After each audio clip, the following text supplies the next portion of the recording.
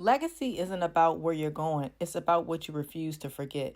I commend you on is knowing your roots, knowing your history. And I think that's a problem now in our culture. I think a lot of times we don't know our power because we don't know where we come from. So talk about how important that was to you. It was important to me just because I'm on the spectrum and I'm ADHD. So a lot of what I do and how I talk about things is like a big aperture, right? I like to see the whole picture, right? So I can't tell my story without telling my dad's story. And I can't tell my dad's story, right? Like you can't tell the story of John Conyers or the story of John Conyers Sr. Because if it's not for my grandfather coming up here and being a foundational member of the UAW, John Conyers Jr. doesn't get to be Congressman John Conyers, longest serving Black American congressman in the USA. That doesn't happen. Put who I am into context.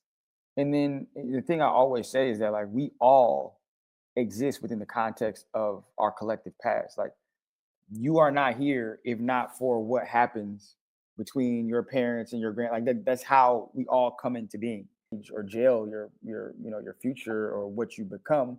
But isn't like to your point, it's important to understand where you come from to understand the why, what it took, the sacrifices it took for you to be here, and for you to actually appreciate that, especially in a country that does not value the lives of people of color. Citizenship, our rights, our personhood, our humanity is an amendment to the Constitution, right? So, you know, that's something that's why again to go back to your earlier question, that's why politics matters.